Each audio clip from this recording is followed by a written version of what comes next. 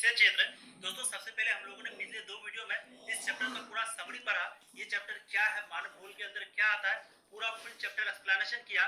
उसके बाद दोस्तों आज की इस वीडियो में हम लोग करेंगे वीवीआई ऑब्जेक्टिव और सब्जेक्टिव क्वेश्चन। ठीक है, तो सबसे पहले हम लोग करेंगे वीवीआई ऑब्जेक्टिव, जो कि दोस्तों इस चैप्टर के अंतर्गत आता है। आप अगर इन वीडियो को देख लेते हैं तो दोस्तों मैं आपको 100% गारंटी देता हूँ इस चैप्टर से आपका एक भी ऑब्जेक्टिव नहीं छूटने वाला। ठीक है, अगर आप लोगों ने उन दोनों वीडियो को नहीं देखा है तो डिस्क्रिप्शन में आपको लिंक मिलेगा, उन दोनों वीडियो का जरूर आप देख लीजिए ताकि आपको पूरा चैप्टर समझ में आ जाएगा। और दोस्तों तभी भी आपको चैप्टर समझ में आएगा तभी आप ऑब्जेक्टिव का आंसर अपने से दे सकते हैं। और जो वो दोनों वीडियो देख चुके हैं तो आप लोग एक तरफ से आंसर देना शुरू कीजिए। ठीक है, तभी दोस्तों इससे आपका कॉन्फिडेंस बढ़ेगा। तो ज्योग्राफी 12 क्लास का फर्स्ट चैप्टर जिसका नाम है मानव भूगोल प्रकृति एवं विषय क्षेत्र, ये भाग 1 यानी कि पार्ट 1 का है। तो आज हम लोग करने वाले हैं वीवीआई ऑब्जेक्टिव। ठीक है, और दोस्तों पीडीएफ के लिए आपको टेलीग्राम में ज्वाइन करना, तनु क्लासेस सर्च करके या फिर डिस्क्रिप्शन में आपको लिंक मिल जाएगा। तो चलिए दोस्तों सबसे पहला क्वेश्चन को देखते हैं।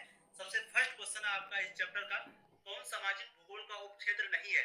मैंने आपको वहां भी ये क्वेश्चन कहा था कि ये क्वेश्चन इस तरह से भी पूछ सकता है, नहीं है या फिर है। एग्जाम में कभी भी ये क्वेश्चन आ जाए तो सबसे पहले आपको नहीं पर ध्यान देना। बहुत कुछ जल्दी में क्या करता है, कौन सामाजिक भूगोल का उपक्षेत्र है, बस लगा देगा कुछ भी। ठीक है, तो आपको ध्यान से देना है। यहाँ पर पूछ रहा है कौन सामाजिक भूगोल का उपक्षेत्र नहीं है। तो दोस्तों कौन नहीं है, लिंग भूगोल या फिर सांस्कृतिक भूगोल, सैन्य भूगोल या फिर चिकित्सा भूगोल। तो दोस्तों इसका जो राइट आंसर है वो है चिकित्सा भूगोल यानी कि ऑप्शन डी। मैंने आप लोगों को बताया भी था कि सामाजिक भूगोल का उपक्षेत्र जो है लिंग भूगोल भी है, सांस्कृतिक भूगोल भी है और सैन्य भूगोल भी है, लेकिन चिकित्सा भूगोल जो है वो आपका राइट आंसर नहीं होगा। ठीक है, यानी कि ये नहीं है उपक्षेत्र, ये नहीं है। अब चलते हैं नेक्स्ट क्वेश्चन, क्वेश्चन नंबर 2। अगर आप लोग थ्योरी पढ़े होंगे तो आप लोग तुरंत आंसर दीजिए, कमेंट कीजिए आंसर को। ठीक है, कोई भी अगर ऑप्शन गलत लगे आपको तो आप लोग जरूर कमेंट कीजिए ताकि मैं आपको नेक्स्ट वीडियो में बताऊं कि वो गलत है या सही। कोई भी अगर किसी में भी आपको डाउट हो तो। अब नेक्स्ट क्वेश्चन देखिए, मानव भूगोल का जनक किसे कहा जाता है। मैंने आपको बताया भी था किसे कहा जाता है, स्ट्राबो को भी या फिर टॉलमी या फिर हेगेल या फिर रेडजेल। तो दोस्तों मानव भूगोल का जनक किसे कहा जाता है, इसका जो राइट आंसर होगा वो है रेडजेल यानी कि ऑप्शन डी। तो रेडजेल को जो है वो मानव भूगोल का जनक कहा जाता है। ठीक है, मानव भूगोल का जनक रेडजेल को कहा जाता है। अब देखिए नेक्स्ट क्वेश्चन, अब किसी भी बोर्ड से उससे कोई प्रॉब्लम नहीं, बिहार बोर्ड कोई भी बोर्ड से सभी में बिल्कुल इसी तरह का क्वेश्चन आता है। अगर आप बिहार बोर्ड से नहीं है, कोई दूसरा बोर्ड से है, तो ये अति लघु में आपका ये क्वेश्चन आ जाएगा। यानी कि वहां इस तरह से क्वेश्चन पूछेगा, मानव भूगोल क्रियाशील मानव और अस्थायी पृथ्वी के परिवर्तनशील संबंधों का अध्ययन है, ये किसने कहा। तो वहां पर डायरेक्ट एक ही आंसर देना होगा आपको, लेकिन यहाँ पर ऑप्शन दिया बिहार बोर्ड के लिए। ठीक है, तो कोई भी स्टेट बोर्ड से आपको कोई दिक्कत नहीं होनी चाहिए। तो दोस्तों यहाँ पर आपको क्वेश्चन पूछ रहा है कि मानव भूगोल क्रियाशील मानव और अस्थायी पृथ्वी के बीच परिवर्तनशील संबंधों का अध्ययन है, ये बात जो है किसने कही थी। तो दोस्तों इसका जो राइट आंसर होगा वह कुमारी सैंपल ने। तो किसने कही थी, कुमारी सैंपल ने। तो दोस्तों राइट आंसर जो है वो हो जाएगा आपका ऑप्शन सी। कभी कभी जो है डायरेक्ट आपका इस तरह भी रहता है, सिर्फ सैंपल लिखा हुआ, तो आप लोग को कंफ्यूज नहीं होना। तो मानव भूगोल क्रियाशील मानव और अस्थायी पृथ्वी के परिवर्तनशील संबंधों का अध्ययन है, यानी कि क्रियाशील जो है मानव, हम लोग क्या है क्रियाशील है, और अस्थायी पृथ्वी मतलब क्या, पृथ्वी हमेशा घूमते रहता है, अस्थायी नहीं है, वो अस्थायी है यानी कि हमेशा बदलते रहता है, परिवर्तनशील है।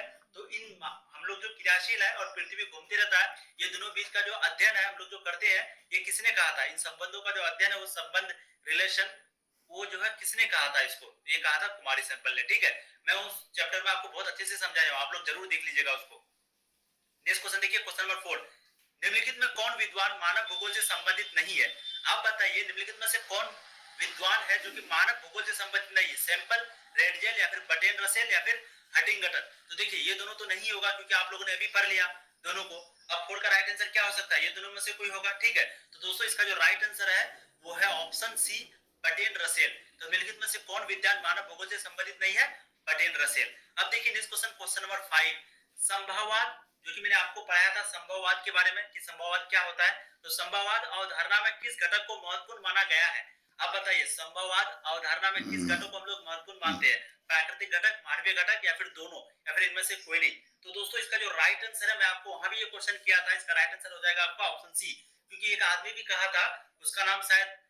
हेलो बच्चों, आज की क्लास में हम जानेंगे मादा जनन तंत्र की संरचना के बारे में। देखिए आप यहाँ पर इस वक्त जो संरचना देख रहे हैं, ये एक फीमेल बॉडी है।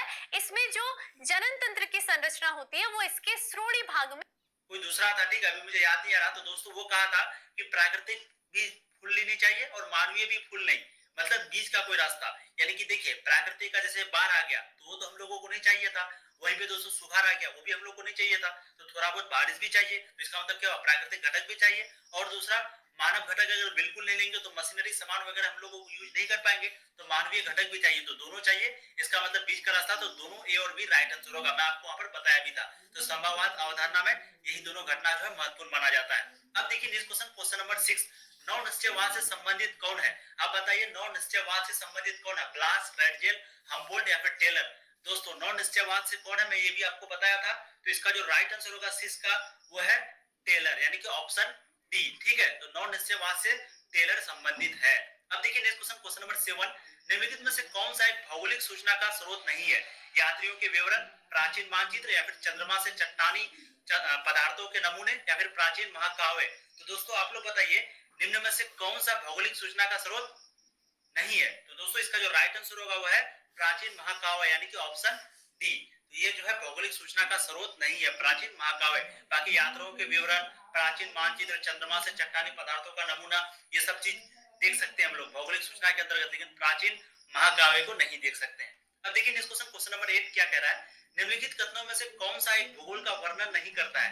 आप लोग बताइए निम्न में से। सबसे पहले कथन को पढ़ते हैं और इसमें पता करेंगे कि कौन सा कथन जो है वो दोस्तों सत्य को, यानी कि ये मतलब कि भूगोल का एक वर्णन नहीं करता। निम्न में से कौन सा कथन दोस्तों? तो सबसे पहला ऑप्शन जो है वो है समाकलनात्मक अनुशासन।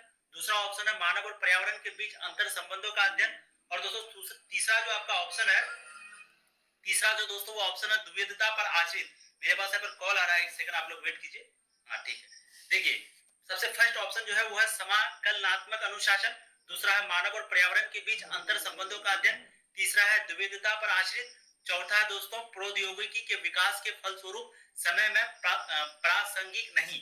तो दोस्तों 8 का जो आपका राइट आंसर होगा वो है ऑप्शन ए, समाकलनात्मक अनुशासन। क्या है? समाकलनात्मक अनुशासन। ठीक है, तो राइट आंसर आपका ऑप्शन ए हो जाएगा। ये उतना इंपॉर्टेंट क्वेश्चन नहीं है, ऐसे भी क्वेश्चन को पढ़ने में ही हार्ड लग रहा, तो आप सोचिए ये क्वेश्चन मैं थ्योरी में भी नहीं पढ़ा था। ठीक है, शायद ये क्वेश्चन आ गया होगा, कहीं से उठा दिया होगा टाइपिंग करने वाला, लेकिन ये क्वेश्चन ज्यादा इंपॉर्टेंट है, आपको ध्यान भी नहीं दिया। देखिए नेक्स्ट क्वेश्चन, क्वेश्चन नंबर 9, जो क्वेश्चन इंपॉर्टेंट रहेगा मैं आपको बताऊंगा भी, आप लोग स्क्रीनशॉट ले लीजिएगा या फिर कॉपी कलम में नोट कर ले लीजिएगा। जब एग्जाम देने जाइएगा तो बस उसी को रिवीजन कर लेना। ठीक है, एक भी क्वेश्चन इससे और नहीं पूछेगा, ये गारंटी देते हैं हम आपको। अब देखिए नेक्स्ट क्वेश्चन, क्वेश्चन नंबर 9, प्रकृति और मानव की पारस्परिक क्रिया का सबसे महत्वपूर्ण कारक कौन है? अब बताइए प्रकृति और मानव की पारस्परिक क्रिया का सबसे महत्वपूर्ण कारक क्या है? बुद्धिमत्ता या फिर तकनीक या फिर समझबूझ या फिर भाईचारा? दोस्तों कौन सा तकनीक सबसे अच्छा प्रकृति और मानव के बीच संबंध को, यानी कि नेचर और आदमी के बीच संबंध होना चाहिए, कौन सा तकनीक सबसे इंपॉर्टेंट है? ठीक है, तो दोस्तों इसका जो राइट आंसर है वो है तकनीक, यानी कि ऑप्शन बी। बुद्धि होने से भी कुछ नहीं होने वाला, तकनीक होगा तभी। जैसे देखिए मोबाइल अभी एक आ गया, पहले 2 मंजिला का जो कंप्यूटर होता था, लैपटॉप होता था, अभी मोबाइल आ गया तो हम लोग इतना इजी से कर सकते हैं। तो ये किसका देन है? मानव का। लेकिन ये जो मटेरियल से हम लोग बनाए हैं, जो अच्छे से अच्छे मटेरियल का यूज किए, ये किसका है? प्रकृति का। तो ये तकनीक का हम लोग उपयोग किए, तो आपका ऑप्शन बी जो है राइट आंसर होगा। इसको बहुत अच्छे से पढ़ाए आप लोग, जरूर देखिएगा, मैं बार बार बता रहा हूँ। देखिए नेक्स्ट क्वेश्चन, क्वेश्चन नंबर 10, निम्नलिखित में से कौन मानव की मूल आवश्यकता से संबंध नहीं है? अब बताइए मानव का मूल आवश्यकता से संबंध नहीं है, क्या परिवहन या फिर कृषि या फिर गृह निर्माण या फिर वस्त्र उद्योग? तो दोस्तों आप लोग बताइए निम्न में से कौन अवश्य, यहाँ पर क्या कह रहा है? मानव की मूल आवश्यकता से संबंधित नहीं है। है नहीं? नहीं है। फिर से ध्यान से देखिए। ठीक है, तो दोस्तों 10 का जो आपका राइट आंसर होगा वो है परिवहन, यानी कि ऑप्शन ए, कृषि